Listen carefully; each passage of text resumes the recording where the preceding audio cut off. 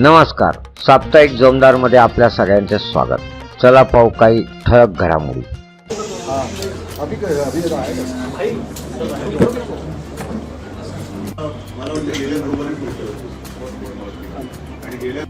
वेगळा होता त्या विषयाबद्दल मी शिवसेनेचं मत परखडपणे मांडलं. पण एकूणच गेले काही दिवस म्हणा किंवा काही महिने किंवा काही 2 वर्ष आपण पाहतो आहोत आणि विशेषतः महाराष्ट्रामध्ये मिंदे सरकार किंवा खोके सरकार आल्यानंतर महाराष्ट्राची जी सातत्याने अवहेलना होते, मग ते महाराष्ट्रातले उद्योग पळवण्याचा विषय असेल, महाराष्ट्राच्या अस्मितेचा विषय असेल, सातत्याने अवहेलना होते. आणि आज अचानक कर्नाटकचे मुख्यमंत्री त्यांच्या अंगात भूत संचारलेले. जणू काही महाराष्ट्रामध्ये माणसं राहतच नाहीत, महाराष्ट्राला अस्मिता, स्वाभिमान, हिम्मत, धमक, शक्ती काहीच नाहीये. कोणी यावं, टपलीत मारावं आणि आम्ही छत्रपती शिवाजी महाराज की जय बोलून नुसतंच गप्प बसायचं, हे आतापर्यंत खूप झालं. महाराष्ट्र हा छत्रपती शिवाजी महाराजांना मानतोच, हे काही वेगळं सांगण्याची गरज नाही. आणि त्यांचा अपमान झाल्यानंतर मुळमुळीत प्रतिक्रिया दिल्या जात आहेत. त्या कोणाकडनं दिल्या जात आहेत? ते ज्यांनी त्यांचा अपमान केलाय त्यांच्याच पक्षातल्या काही लोकांकडनं दिल्या जात आहेत. गेले काही दिवस आपण बघतो की एकूणच देशामध्ये 1-2 महत्वाच्या विषयावरती चर्चा व्हायला पाहिजे आणि ते तशी व्हायला लागलेली आहे. त्यातलाच आजचा मी तिसरा विषय मांडतोय. एक म्हणजे मी काल परवाकडे शिवाजी मंदिरच्या माझ्या छोट्याशा भाषणामध्ये बोललो होतो की आपल्या देशाचे कायदे मंत्री यांनी देशाच्या न्यायालयातील न्यायमूर्तींच्या नेमणुकींवरतीच प्रश्नचिन्ह उभं केलेलं आहे. ही पद्धत ही अपारदर्शक आहे असं त्यांचं मत आहे आणि त्या नेमणुकीचे अधिकार हे पंतप्रधानांकडे पाहिजेत असं ते म्हणालेले आहेत. दुसरी एक केस सुप्रीम कोर्टात सुरू आहे, त्याच्यात निवडणूक आयुक्तांबद्दल कोणी अपील केलेलं आहे त्याच्याबद्दल किंवा चौकशी केली त्याच्याबद्दल न्यायमूर्तींची मतं आपण वाचतो आहोत. आणि न्यायमूर्तींचं मत स्पष्टपणाने ते काल परवाकडे आलेलं आहे की या देशाला सेशनसारखा निवडणूक आयुक्त पाहिजे, की वेळ पडलीच तर अगदी पंतप्रधानांवरती जरी कारवाई करण्याची वेळ आली तरी तो मागे हटता कामा नये. आणि मग त्याने असं म्हटलेलं आहे, असं मी वाचतोय की निवडणूक आयुक्त नेमण्याची पद्धत सुद्धा तपासायला पाहिजे आणि गरज वाटली तर बदलायला पाहिजे. मग माझं मत आणखीन थोडं पुढचं जे तिसरा मुद्दा जो म्हणालो तो हाच आहे की आजपर्यंत आपल्या देशाला आता 75वा हा स्वातंत्र्य दिन आपण पाहिला. 75 वर्ष आपल्या स्वातंत्र्याला झाली. साधारणतः एक प्रघात आहे की ज्याचं सरकार केंद्रात असतं त्यांचीच माणसं किंवा त्यांच्याच विचारसरणीची माणसं ही देशातल्या विविध राज्यां किंवा सगळ्या राज्यांमध्ये राज्यपाल म्हणून पाठवली जातात. या माणसांची कुवत काय असते, या माणसांची पात्रता काय असते? जरासा एक शब्द वापरतो, कोणी गैरसमज करू नये, म्हणजे खास करून ज्येष्ठ नागरिकांबद्दल मी बोलतोय की वृद्धाश्रमातही जागा नाही अशांना राज्यपाल म्हणून नेमलं जातं का, हा सुद्धा एक आता प्रश्न केंद्र सरकारला विचारायला पाहिजे. आणि राज्यपाल नियुक्तीचे सुद्धा निकष हे ठरवायला पाहिजेत असं माझं स्पष्ट आणि ठाम मत आहे. राज्यपाल हे आपल्या महामहिम राष्ट्रपतींचे दूत असतात. राष्ट्रपती हे निपक्ष असायला पाहिजेत, ते असतात. आणि त्याचप्रमाणे राज्यपाल सुद्धा हे निपक्ष असायला पाहिजेत. राज्यामध्ये जर काही पेच प्रसंग उभा राहिला तर त्याची सोडवणूक राष्ट्रपती किंवा केंद्र सरकारच्या मध्यस्थीने करण्याची जबाबदारी त्यांच्याकडे असली पाहिजे असा आपला हा एक समज आहे. मात्र ज्यांचं सरकार केंद्रात असतं त्यांच्याच विचारसरणीची माणसं ही राज्यात राज्यपाल म्हणून पाठवल्यानंतर राज्यपाल जे काही बोलतात ते मला असं वाटतं गांभीर्याने घेण्याची गरज आहे. कारण आपले राज्यपाल तुम्हाला माहिती आहेत, आता त्यांना मी राज्यपाल म्हणणं हे सोडून दिले, कारण राज्यपाल पदाचा मी नेहमी बहुमान करत आलो, तो यापुढेही करेन. पण कोणी व्यक्ती केवळ राज्यपाल पदाची झूल त्यांच्यावरती पांघरली म्हणजे लगेच त्यांनी वेडवाकडं काही बोलावं, हे मात्र मी आणि आपला महाराष्ट्र काही मान्य करेल असं मला वाटत नाही. आपल्याला सर्वांना आठवत आहे की काही दिवसांपूर्वी आपण इथेच भेटलो होतो, तेव्हा या कोश्यारींनी मुंबई ठाण्यातल्या परिसरातील मराठी माणसाचा अपमान केला होता. आणि तेव्हा मी म्हटलं होतं की यांना आता कोल्हापुरी जोडा दाखवण्याची वेळ आलेली आहे. त्याच्यानंतरही हे महोदय थांबले नाहीत त्याने आता छत्रपती शिवाजी महाराजांचा एक जुन्या काळातला आदर्श त्याच्यावरती आमचे कोल्हापूरचे जिल्हा प्रमुख चांगले म्हणाले की बाप हा बाप असतो, तो जुना आणि नवा कसा काय म्हणणार तुम्ही. त्याच्यामुळे आदर्श हा आमचा आहेच, ते आमचं दैवत आहे. हळूहळू मला असं वाटतंय की ही जी काही शक्कल आहे ती केवळ या राज्यपालांच्या काळी टोपीतून आलेली नाहीये. त्याच्या मागे कोण आहे, या सडक्या मेंदूच्या मागील मेंदू कोण आहे हे सुद्धा शोध घेण्याची वेळ आलेली आहे. कारण हळुवारपणाने महाराष्ट्रातल्या आदर्शांचा अपमान करायचा. सावित्रीबाई फुलेंबद्दल पण असेच बोलले होते, पण आपण तेव्हा जाऊ द्या असं होतं कधी कधी, जाऊ द्या असं होतं कधी कधी. सातत्याने अपमान करत राहायचा आणि हळुवारपणाने महाराष्ट्राच्या मनातले, महाराष्ट्राच्या रक्तात भिनलेले आदर्श पुसून टाकून मग आपलीच जी भाकड म्हणजे त्यांची जे काही नेते मंडळी आहेत त्यांचे आदर्श म्हणून एक प्रतिमा जनतेच्या मनात बिंबवण्याची आणि ठसवण्याची ही त्यांची जी काही सतत चाललेली वृत्ती आहे किंवा चाल आहे हिचा आम्ही निषेध तर केलेलाच आहे. गावोगावी त्यांच्या प्रतिमेला जोडे मारले, कोणी तर मी असं पाहिलं त्यांचं म्हणजे एक धोतर घेऊन जाळलं वगैरे, ह्या सगळ्या गोष्टी झाल्या.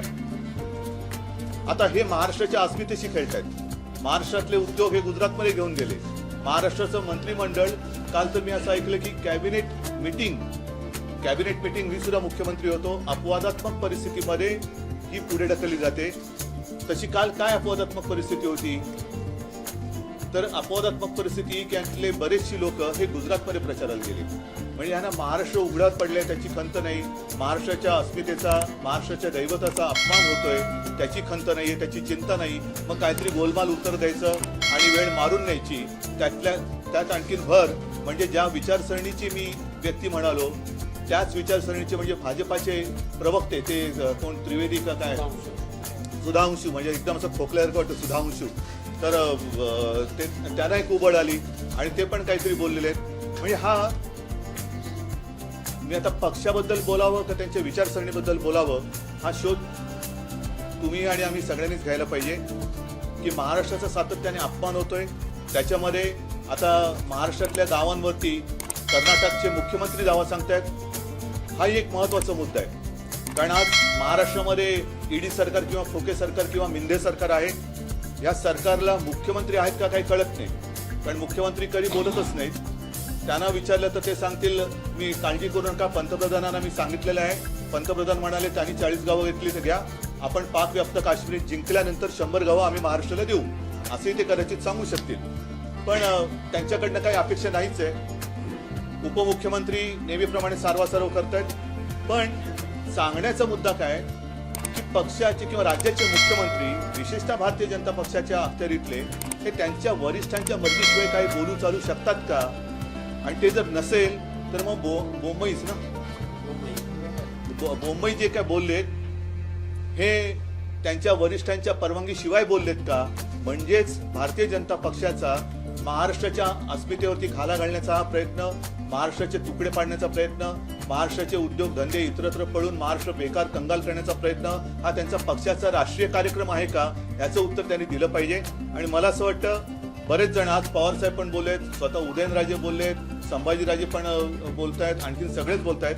आता वेळ आलेली आहे की जर ह्या राज्यपालांना हटवलं गेलं नाही तर या महाराष्ट्रद्रोह्यांचा विरोध तमाम महाराष्ट्र प्रेमींनी एकत्र येऊन केला पाहिजे.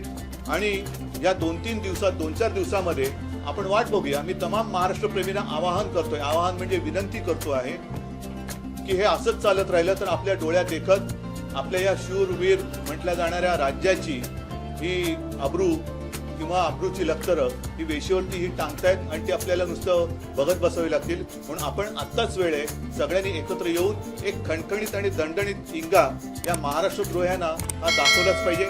मग त्याला महाराष्ट्र बंद करायचं आहे, मोर्चा काढायचा आहे, काय करायचं आहे, या सगळे जे महाराष्ट्र प्रेमी आहेत, मग मी पक्ष वगैरे बाजूला ठेवून सगळ्यांना आवाहन करतोय. अगदी भारतीय जनता पक्षातले महाराष्ट्र प्रेमी लोक जरी सोबत आले तरी त्यांना सुद्धा मी आमंत्रण देतोय की तुम्ही या. कारण पक्षीय राजकारणात जर आपली अस्मिता आणि राज्य चिरडलं जाणार असेल तर मग आपण मात्र छत्रपतींचं नाव घ्यायला नालायक आहोत.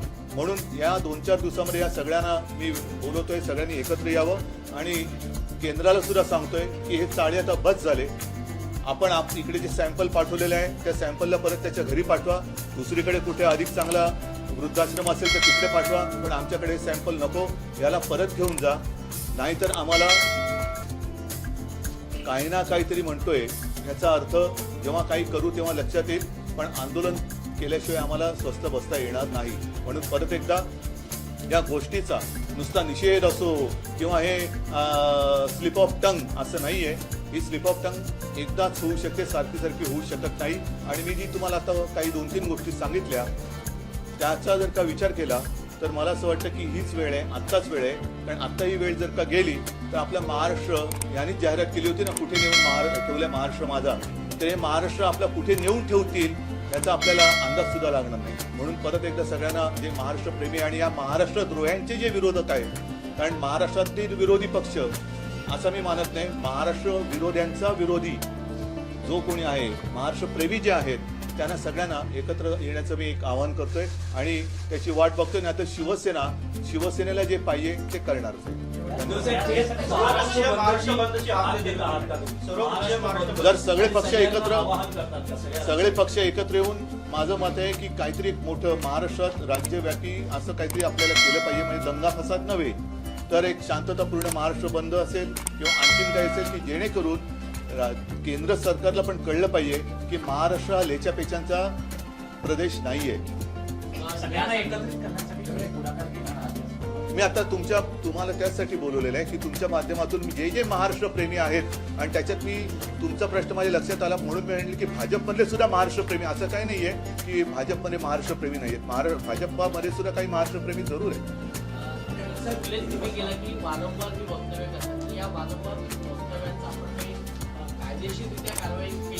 हे बघा, आता कायदेशीर कारवाईबद्दल मी बोललो ना की जिथे न्यायमूर्तींच्या नेमणुकीबद्दल देशाचे कायदा मंत्री शंका उपस्थित करतायत, हा एक मोठा गंभीर विषय आहे, फारच गंभीर आहे आणि त्याची दखल न्यायालयाने घ्यायलाच पाहिजे की मला वाटतं ते घेत आहेत. कारण केंद्राचे आपले केंद्रीय कायदा मंत्री जर असं म्हणत असतील तर मग आपण न्याय मागायचा कोणाकडे? कारण ती जी एक तो न्यायवृंद त्याला एक शब्द आहे किंवा कोलोजियम, हीच पद्धत त्यांना रद्द करून जर न्यायमूर्तींच्या नेमणुका सुद्धा त्यांना करण्याचे अधिकार, जसं निवडणूक आयुक्तांबद्दल जे काही आता न्यायालयाने प्रश्न उपस्थित केले, तसंच मुख्य न्यायाधीश असो इतर न्यायाधीश असो यांची सुद्धा नेमणुकीचे अधिकार केवळ पंतप्रधानांकडे द्यायचे असतील तर मग त्याच्यापेक्षा न्यायालय बंद केलेली बरी. आणि म्हणूनच मला वाटतं की न्यायालय सुद्धा जागरूक आहे. न्यायदेवता आपण आंधळी म्हणतो पण ती काय बहिरी नसते. हे सगळे शब्द आणि शब्द ती ऐकते आणि याच्याबद्दल सुद्धा न्यायदेवता काय इलाज करायचं ती करेल.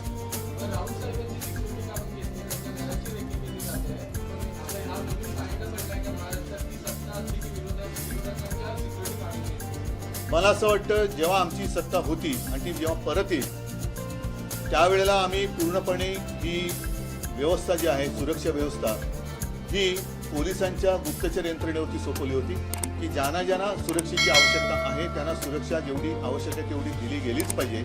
अनावश्यक सुरक्षा हा भाग वेगळा आहे, पण संजय राऊतबद्दल मला नाही वाटत कुणी असं म्हणेल की याला अनावश्यक सुरक्षा होती. पण जिथे संजय राऊतांच्या वाईटावरतीच टपलेली लोक आहेत तिकडे सुरक्षा काढल्यानंतर जर काही घडणार नाही, पण घडलं तर ती जबाबदारी त्यांची राहील.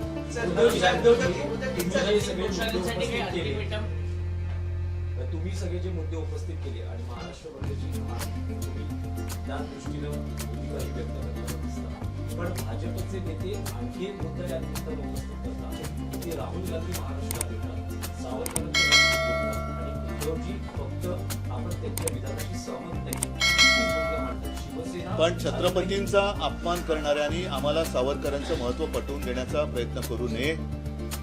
आणि म्हणून मला असं वाटतं की सावरकरांचा अपमान झालं की आम्ही सुद्धा गप्प राहिलो नाही. मी तत्काळ प्रेस घेऊन त्यांना सांगितलं, नंतर राहुल गांधींनी तो विषय टाळला. मात्र त्यावेळेला जसे हे अंगावर आले होते तसे अंगावर यांच्या का नाही जात? आता कोणालाही जोडे मारणार? साहेबांनी जे सांगितलं आहे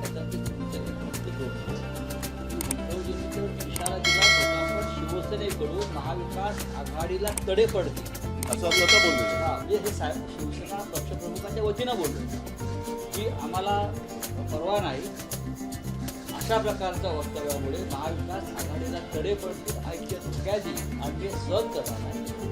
एवढी ठाम भूमिका माननीय पक्षप्रमुखांनी घेतलेली आहे. तशीच भूमिका आता या मिंदे गटाने घ्यावी.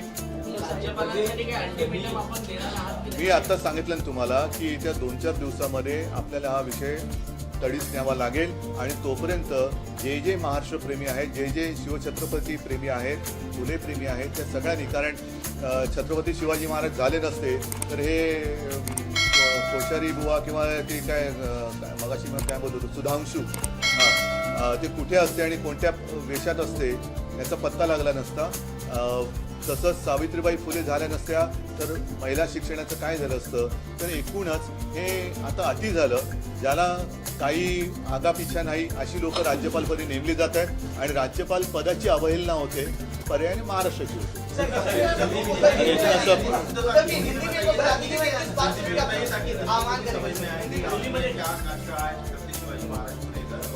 मैंने जैसे अभी अभी कहा कि पिछले कुछ दिनों में हम लगातार ये देख रहे हैं कि महाराष्ट्र का अपमान होते जा रहा है. एक तो जब से ये मिंदे सरकार महाराष्ट्र में आई है उसके बाद लगातार सिलसिला जारी है कि महाराष्ट्र से एक एक करके उद्योग बाहर जा रहे हैं. उद्योग बाहर जा रहे हैं, इसमें कमी पड़ रही है. इसलिए हमारे जो राज्यपाल महोदय, मैं उनको राज्यपाल महोदय नहीं कहूँगा आपसे, क्योंकि राज्यपाल पद का आदर करना चाहिए और जिसका आदर मैं करता हूँ, लेकिन इस व्यक्ति कोश्यारी बार बार महाराष्ट्र के खिलाफ या महाराष्ट्र का अपमान करते जा रही है. कुछ दिनों पहले उन्होंने हमारे सावित्रीबाई फुले के बारे में कुछ गलत कहा. उसके पहले मुंबई ठाणे में रहने वाले मराठी लोगों का अपमान किया. और अब तो हद हो गई.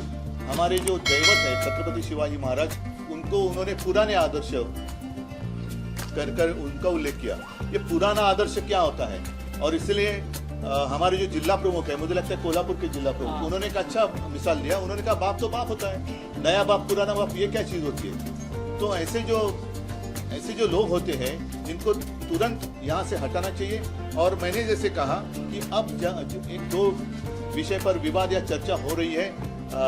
जैसे हमारे देश के लॉ मिनिस्टर है किरण रिजिजू, उन्होंने तो आशंका जताई है कि जो भी हमारे जस्टिस होते हैं उनकी नियुक्ति होती है उसके लिए कोलोजियम होता है. उसके ऊपर उन्होंने आशंका जताई है कि ये इसमें अपारदर्शिता है और वो अधिकार प्राइम मिनिस्टर को होने चाहिए. मतलब ये जो पूरी संस्था है, न्याय संस्था, वो भी अपने हाथ में वो लेना चाहते हैं. इसका विरोध तो होना चाहिए और उसके ऊपर कार्रवाई कोर्ट तो करेगी. साथ ही साथ और एक विवाद चल रहा है, एक केस चल रही है सुप्रीम कोर्ट में इलेक्शन कमिश्नर के बारे में. और उसमें हमारे जो न्यायमूर्ति साहब है उन्होंने कहा है कि ये इलेक्शन कमिश्नर कैसे उनको नियुक्त किया जाता है उसके ऊपर भी एक चर्चा होनी चाहिए. उसकी कुछ तो सिस्टम होनी चाहिए. और इसी तरीके से गवर्नर या राज्यपाल कौन नियुक्त करता है, क्या क्राइटेरिया है? अब तक तो ऐसे माना जाता है और हमने देखा है कि जिसकी सरकार केंद्र में होती है वो उनके मर्जी से उनके व्यक्ति अलग अलग राज्य में भेजते हैं. स्वाभाविक है, जो भी व्यक्ति वो राज्य में भेजते हैं वो उनके विचारधारा के अनुसार चलते हैं. और अब ये सवाल उठता है कि जो हमारे कोश्यारी शिवाजी महाराज जी के बारे में जो उन्होंने कहा, सावित्रीबाई फुले के बारे में उन्होंने कहा, तो विचारधारा की अगर बात करें तो ये क्या भाजपा की विचारधारा है? दूसरी बात, ये थोड़ा कम हो रहा है या इससे शायद नज़र हट जाए, इसलिए हमारे जो पड़ोसी राज्य है उसके जो मुख्यमंत्री है बोमई, ऐसे लगता है कि उनके शरीर में भूत ने प्रवेश किया है. अंगात भूत है तो म्हणतो ना. और क्या कैसे पता नहीं, हमारे 40 गांव पर उन्होंने दावा ठोक दिया. तो क्या महाराष्ट्र में लोग रहते नहीं है? महाराष्ट्र में क्या हिम्मत नहीं रही? बाकी महाराष्ट्र का स्वाभिमान वगैरह हमने कुछ छोड़ दिया? और ये ऐसे कोई भी आएगा और हमारे खिलाफ कुछ भी बकते चले जाएगा, ये अभी बर्दाश्त नहीं होगा. और इसलिए मैंने कहा कि अब समय आया है, ये सारी जो बातें हैं हम अनदेखी करें तो शायद आगे जाकर हमें कुछ दिखाई नहीं देगा. तो अब समय है और मैं आपके माध्यम से जितने सारे महाराष्ट्र के प्रेमी हैं, छत्रपति शिवाजी महाराज जी के प्रेमी हैं, फुले, शाहू, अंबेडकर सब प्रेमी हैं, भक्त हैं, उनको मैं कहता हूँ चलो पार्टी बाजू में रखते हैं. अगर हमारा राज्य रहेगा तो हम रहेंगे. देश तो बड़ा है, देश तो रहना ही चाहिए, लेकिन राज्य की अस्मिता, राज्य का स्वाभिमान, उसको अगर ठेस पहुंचती है तो हमें इकट्ठा आकर उसका विरोध करना चाहिए. और कुछ दिन इंतजार करेंगे, 2-5 दिन इंतजार करेंगे. अगर ये जो पार्सल है वो आया था अमेजोन से, वो अमेजोन से वापस जाए तो अच्छा है, नहीं तो उसको वापस भेजना पड़ेगा. और नई कोई काबिल व्यक्ति महाराष्ट्र में इस स्थान पर आनी चाहिए. अन्यथा हमें कुछ ना कुछ करना पड़ेगा. जैसे महाराष्ट्र बंद की बात हो या विराट मोर्चा की बात हो या देखा जाएगा, सबको साथ में लेकर हम तय करेंगे।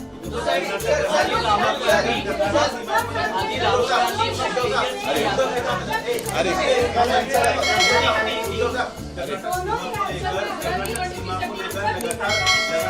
मिनिट, अरे एक मिनिट ऐका ना,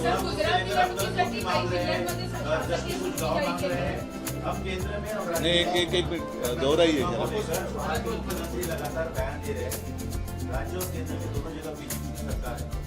नहीं राज्य, अरे एक करके पूछिए।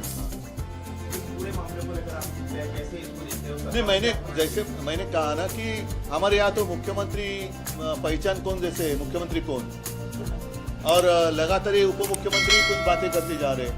मुख्यमंत्री को तो हिम्मत नहीं है इसके खिलाफ कुछ बात करने की। स्वाभाविक है, ऊपर वाले की मर्जी, जो ऊपर वाले कहेंगे उनको वहाँ जैसे बोलना पड़ता है। तो जो कर्नाटक के मुख्यमंत्री भारतीय जनता पक्ष के हैं, उन्होंने जो अचानक बात छेड़ी है, क्या उसको ऊपर से आशीर्वाद है या ये केंद्र की मानसिकता है, ये भी स्पष्ट होना चाहिए। और ये विरोध करेंगे, हम जाने नहीं देंगे, ये फिजूल की बातें हैं। अब स्वयं मतलब अपने राज्य के बहुत सारे मंत्री तो गए गुजरात में प्रचार के लिए, ऐसे मैंने पढ़ा। आपने कहा कि इससे आपकी भूमिका नहीं थी, समीर सावंत के मामले में आपने ये भी भूमिका नहीं थी, इन सावंत के मामले में हम भाजपा से बाहर पड़ेंगे, हमने स्पष्ट किया था। ये सरकार नहीं, ये तो देखो, हम ये क्यों कह सकते हैं, ये इनको वहाँ कुर्सी को चिपक के बैठना है, ये लाचार है। ये छत्रपति शिवाजी महाराज का महाराष्ट्र है और उस महाराष्ट्र के हम मुख्यमंत्री हैं, ये भावना उनके मन में नहीं है। हम मुख्यमंत्री, हम मतलब वो बने वो ऊपर वाले की मेहरबानी से, दिल्ली वाले की। तो दिल्ली के खिलाफ क्या कहेंगे? क्या वो कुर्सी छोड़ सकते हैं? हिम्मत है उतनी? और ऐसे महाराष्ट्र के अपमान सहना, क्या ये बाला साहब का हिंदुत्व है?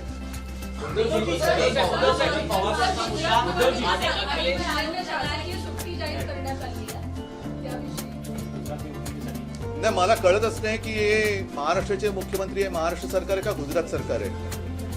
मला गुजरातबद्दल आदर आहे. गुजराती जे इथे खूप राहतात, वर्षानुवर्ष पिढ्यानपिढ्या राहतात, त्यांच्याबद्दल मला आदर आहे. पण असा काय प्रकार आहे? महाराष्ट्राच्या निवडणुकीच्या वेळेला कर्नाटकात सुट्टी असते का? मध्य प्रदेशमध्ये असते का? हा कोणता नवीन प्रकार?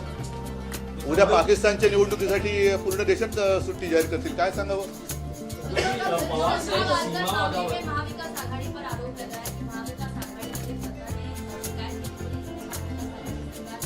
क्या नहीं, ठीक है, ये विषय बड़ा है, अलग है, गंभीर है. इस विषय में आप मत लिए, अलग से इसके ऊपर बात. राहुल गांधी, मग तेजस्वी यादव आणि आता अखिलेश यादव यांची भेट आदित्य ठाकरे. अखिलेश यादवचं वगैरे अजून पुढे जाहीर नाही केलेलं आहे. पण मला असं वाटतं की आजची ही प्रेस कॉन्फरन्स मी बोलले तेवढ्या पुरती सीमित ठेवूया. त्याच्यानंतर सुद्धा ते विषय असतील